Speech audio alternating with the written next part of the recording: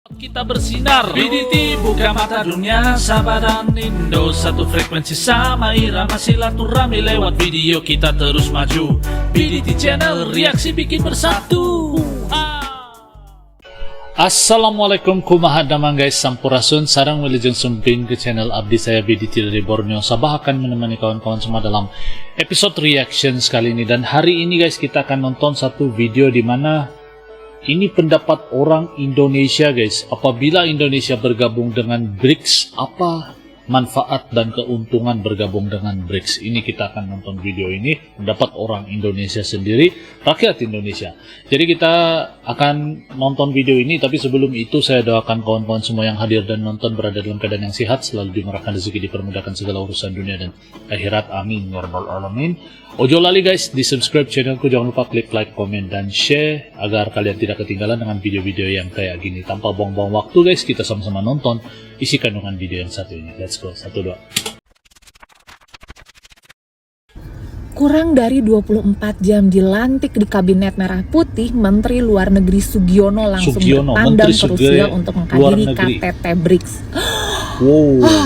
Gue penasaran. Menteri Dan Luar seperti Negeri janji gue di video sebelumnya, hari ini gue akan membahas sedikit banyak dari BRICS, oke? Karena gue penasaran, mungkin kalian juga penasaran, kita akan sama-sama belajar ya. Tapi sebelum gue menjelaskan BRICS nih, gue mau disclaimer sedikit sama kalian bahwa informasi yang akan gue sampaikan sama kalian ini itu adalah hasil rangkuman gue dari data-data di Google. Jadi kalau ada data yang kurang tepat atau ternyata kalian punya informasi lebih jauh tentang BRICS ini, feel free untuk kasih tahu gue, oke? Karena kita sama-sama belajar di sini judulnya. Oke, mari kita membahas tentang BRICS. Waktu awal Menteri Luar Negeri kita bertandang ke sana, gue sempat penasaran BRICS itu apa ya? BRICS. Ini organisasi apa ya gitu. Lalu singkatannya apa ya? Nah, ternyata setelah gue lihat, BRICS ini adalah akronim dari negara-negara pendirinya. Oke. Ada Brazil, Rusia, India, China, dan South Africa. Di mana ketika kita satukan menjadi BRICS gitu. Oke. BRICS sendiri awalnya itu cuma 4 negara, Brazil, Rusia, India, dan China. Dan di tahun 2009 South Africa atau Afrika Selatan bergabung. Oke. Jadi BRICS ini dibentuk pada awal tahun 2000-an dengan tujuan untuk meningkatkan kerjasama di antara negara-negara yang memiliki ekonomi besar dan berkembang. Nah, pertemuan pertama di tingkat pemimpin BRICS ini diadakan pada tahun 2009 di Yekaterinburg, Rusia. Dan sejak saat itu, kelompok ini telah berkembang menjadi platform penting untuk diskusi tentang berbagai isu global. Nah, kenapa 5 negara yang mereka dirikan ini harus negara itu gitu ya? Tentunya masing-masing negara mempunyai kekuatan yang akhirnya dianggap bisa saling menguntungkan. Seperti yang akhirnya gue simpulkan nih dan gue cari informasinya. Negara pertama Brazil ini adalah negara dengan ekonomi terbesar di Amerika Latin. Brazil juga kaya akan sumber daya alam dan memiliki sektor pertanian yang kuat. Oke. Lalu Rusia memiliki kekayaan sumber daya alam terutama energi dan tentunya kita semua tahu bahwa Rusia merupakan salah satu negara dengan pengaruh geopolitik yang sangat besar. Nah, India sebagai negara dengan populasi terbesar kedua di dunia, dia itu mengalami ekonomi yang berkembang sangat pesat khususnya dalam sektor teknologi informasi dan layanan.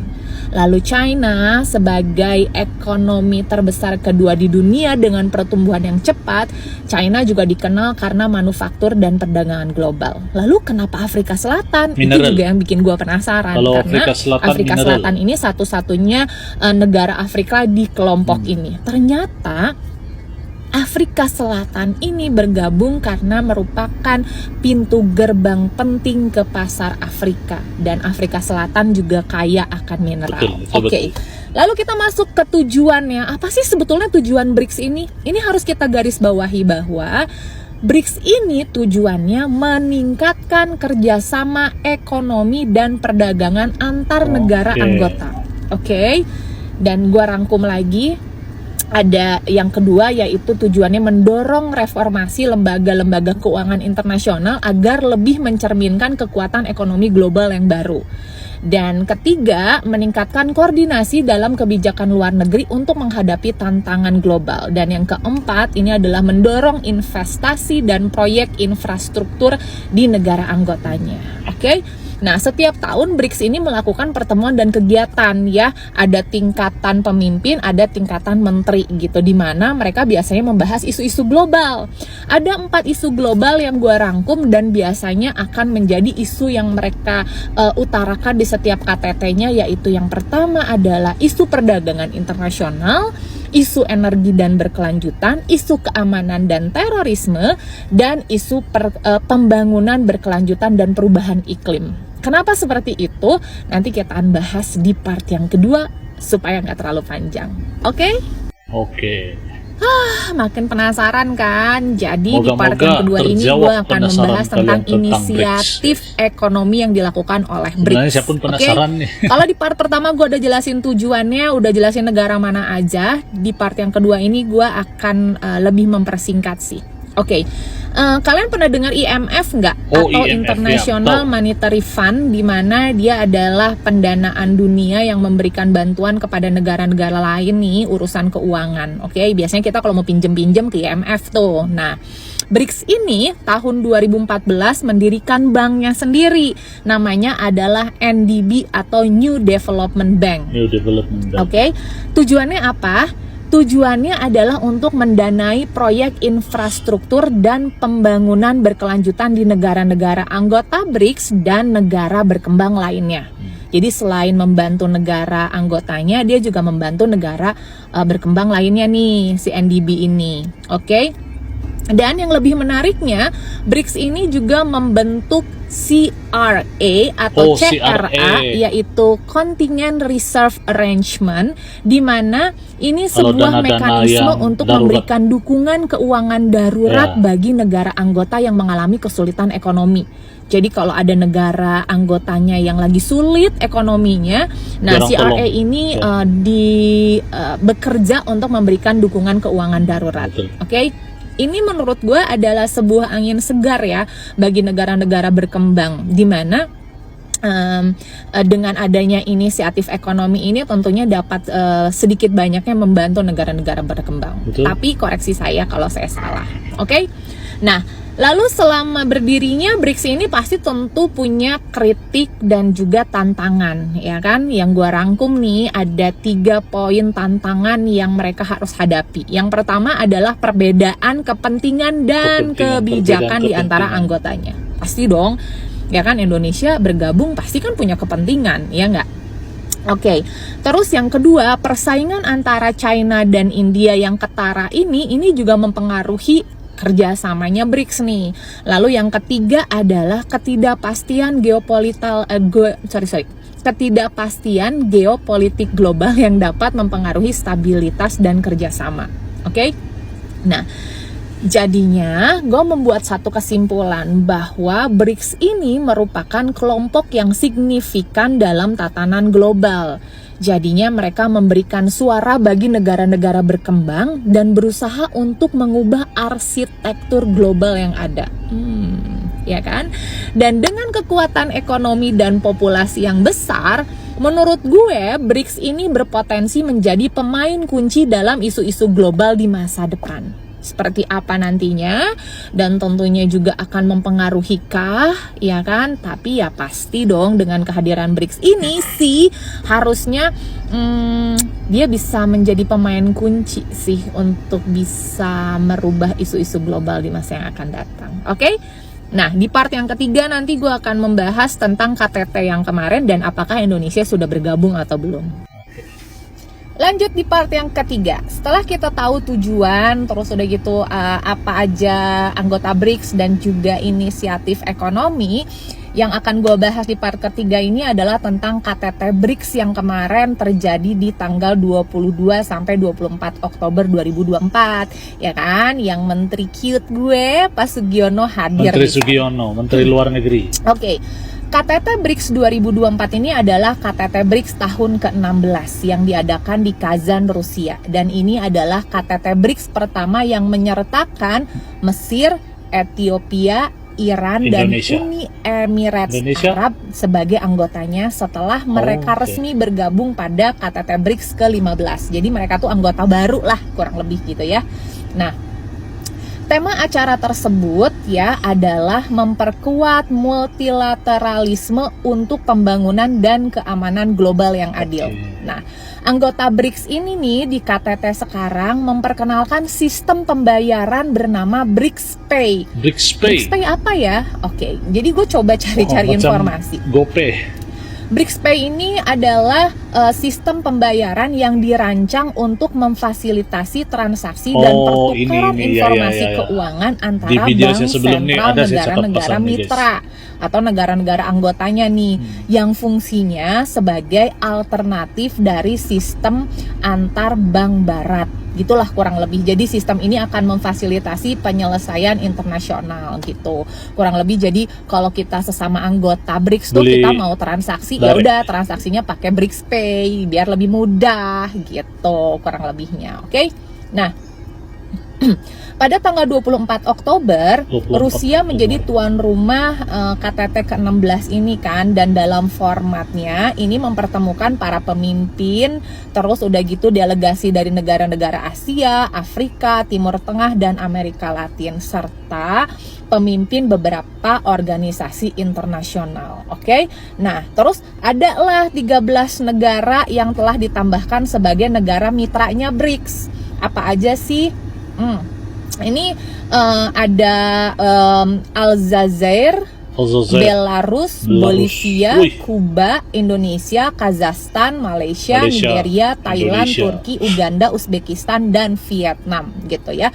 Jadi sebetulnya gue juga belum tahu pasti sebetulnya kita tuh udah diterima atau belum Nah, gitu ya, saya pun karena ada penasaran, berita guys. yang bilang Indonesia memang mengajukan diri untuk masuk ke dalam anggota BRICS. Terus ada juga berita yang bilang belum kok, belum tergabung. Ada juga berita yang bilang sudah resmi. Nah, gue nggak mau berpendapat soal itu karena belum pasti dan takut salah gitu ya. Karena di sini gue cuman akan berbagi dan sharing tentang kita mengenal BRICS itu apa. Oke? Nah, lalu ada pertanyaan lanjutan kan dari kalian tentunya termasuk dari gue juga. Sebetulnya dengan bergabungnya Indonesia di BRICS itu ada keuntungannya nggak sih atau apa, ternyata guys? banyak kerugiannya? Lalu kenapa baru di zaman Presiden Prabowo kita memutuskan untuk mau bergabung dengan BRICS? Kenapa nggak dari sebelumnya gitu ya? Wait, tahan dulu. Ini gue mengutarakan pendapat pribadi gue ya. Kalau gue lihat gitu ya, gue nggak mengikuti perkembangan pemerintah sebelumnya, cuman gue rasa nggak mungkin keputusan ini diambil dalam satu hari. Betul. Gitu ya, tak gitu langsung. Oke, kita bergabung ya kan? Nggak sih ya kalau menurut gue. Jadi tentunya ini sudah Sebab atas ini pemikiran perlu matang, lalu masa yang sudah atas panjang untuk pertimbangan, keputusan. dan tentunya juga pasti ini sudah atas dasar review-review dari pemerintah sebelumnya yang akhirnya ditetapkan loh oleh Presiden Prabowo Subianto, yaitu presiden kita yang ke-8 ini, untuk kayaknya this is it gitu, this is the time untuk kita bergabung bersama BRICS. Oke. Tapi benar atau enggaknya pendapat gue itu kalian jangan percaya 100%. Oke. Kita akan lanjut di part keempat. Sebenarnya gue udah bikin beberapa kesimpulan sih apabila kita bergabung sebetulnya apa sih benefit untuk Indonesia. Lihat lagi video gue berikutnya, oke? Nah, ini Part kelebihan. keempat, mudah-mudahan kalian gak bosan ya.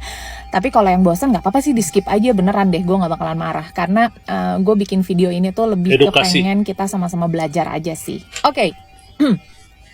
Tadi kita udah bahas BRICS itu apa, tujuan itu apa, ya kan, di part pertama. Yang part kedua kita udah mengetahui tentang inisiatif ekonomi yang dilakukan sama BRICS.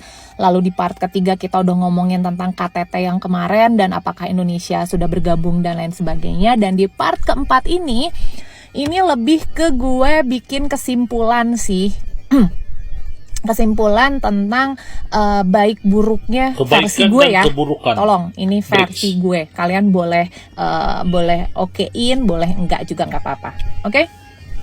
Nah, Kan yang beberapa menarik nih, kali guys. gue ngelihat VT ya, terus udah gitu juga gue ngelihat Bikin bahwa penasaran beberapa dia. komen itu menyatakan, aduh please dong, jangan, nanti kita bakal ribet atau nanti kita bakal dimusuhin sama negara-negara adidaya gitu kan. Terus udah gitu juga yakin nih mau bergabung. Oke, gue coba sedikit memberikan informasi sama kalian ya.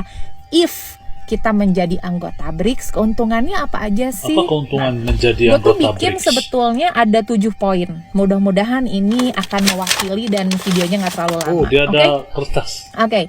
Bergabungnya Indonesia dalam BRICS ini memberikan sejumlah manfaat yang Jadi signifikan sebenarnya banyak versi manfaat gua guys, ya. untuk Nah, berikut adalah diantaranya. Sip. Kita lihat. Yang pertama. Nah, kalau menurut gua nih, sebetulnya ada keuntungan diversifikasi hubungan ekonomi. Kenapa? Karena dengan bergabungnya Indonesia di BRICS, ini Indonesia dapat memperluas akses ke pasar-pasar besar di negara anggota lainnya. Jadi ini tuh membantu dalam diversifikasi hubungan perdagangan dan mengurangi ketergantungan pada pasar tradisional gitu ya. Oke. Nah, yang kedua, Paham.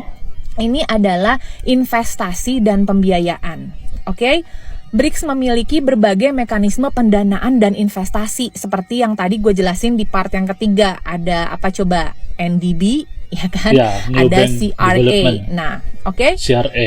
Jadi menurut gue ini adalah sebuah keuntungan untuk Indonesia, terutama di bidang investasi dan pembiayaan. Jelas sekali bahwa BRICS ini tadi memiliki berbagai mekanisme pendanaan dan investasi. Melalui kerjasama ini, Indonesia bisa mendapatkan akses lebih mudah ke investasi dari negara-negara anggota, termasuk dalam proyek infrastruktur dan pengembangan ekonomi, ya kan? Sebagai negara berkembang, kita kan harus terus tuh melakukan perkembangan infrastruktur dan juga perkembangan ekonomi. Betul? Betul. Oke, lanjut. Yang ketiga, ini adalah kerjasama dalam teknologi dan inovasi, dan menurut gue ini adalah benefit yang bagus untuk Indonesia, di mana negara-negara BRICS memiliki potensi besar dalam inovasi teknologi, dan Indonesia dapat memanfaatkan transfer teknologi dan kerjasama dalam penelitian, pengembangan, dan yang penting untuk meningkatkan daya saing industri domestik. Jadi dengan kita bergabung tuh, justru industri domestik kita tuh akan meningkat, begitu ya. Benefit yang keempat, ini adalah peningkatan diplomasi. Keanggotaan di BRICS itu sebetulnya memberikan Indonesia platform untuk berperan lebih aktif dalam diplomasi internasional, khususnya di forum yang lebih inklusif yang melibatkan negara-negara berkembang lainnya. Jadi kita bisa sering diskusi tuh sama negara-negara berkembang lainnya, oke? Yang kelima, peran dalam isu global. BRICS memberikan kesempatan bagi Indonesia untuk terlibat dalam diskusi mengenai isu-isu global seperti perubahan iklim, keamanan pangan, dan ekonomi berkelanjutan yang sangat relevan bagi kepentingan nasional. Oke?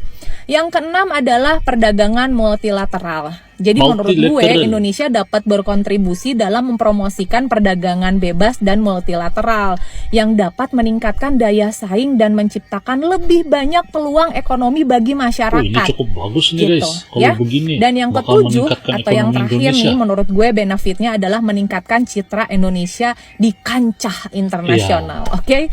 Keanggotaan dalam kelompok negara besar ini tentu dapat meningkatkan posisi Indonesia di mata internasional. Jadi kita bisa nunjukin nih bahwa Indonesia adalah pemain penting di panggung global. Dengan manfaat itu ya yang 7 tadi gue sebutin, harapannya mungkin ini Indonesia dapat memperkuat posisi ekonominya dan berkontribusi dalam memajukan kepentingan negara-negara berkembang secara keseluruhan.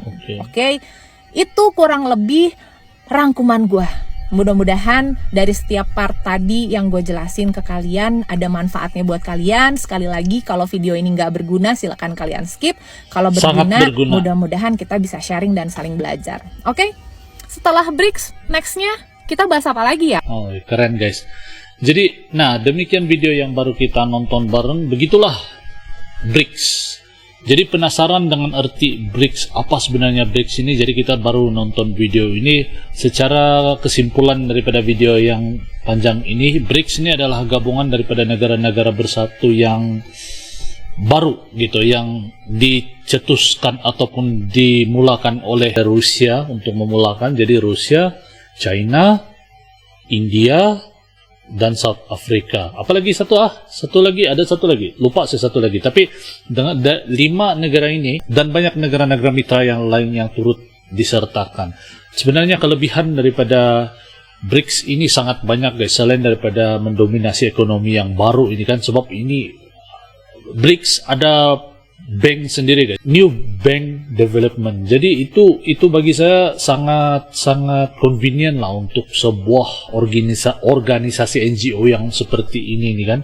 Dan saya rasa bakal mewujudkan peluang ekonomi yang lebih meluas. Selain itu, kalau Indonesia bisa bergabung, saya pun sebenarnya tidak pasti sama ada Indonesia sudah bergabung ataupun belum bergabung, ataupun baru mengajukan untuk bergabung.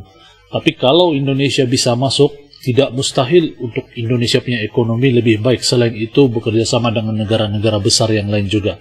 Dan secara tidak langsung, Indonesia ini bakal menjadi satu negara yang membangun ekonomi dia. Itu kalau pendapat saya secara pribadi. Secara tidak langsung juga mewujudkan peluang pekerjaan guys. Menurut kalian bagaimana guys? Semoga video yang saya bawakan ini, maklumat yang saya bawakan ini bermanfaat buat semua yang menonton. Dan saya doakan yang terbaik untuk Indonesia. Dan saya rasa sampai di sini dulu video saya pada kali ini. Semoga kalian suka dan terhibur. Insyaallah kita jumpa lagi di video yang akan datang di people. Terima kasih kerana nonton. Salam santun, damai dan salam silaturahmi. Assalamualaikum, salam Nusantara. Yo teman-teman, ojo lali di subscribe yo channelku.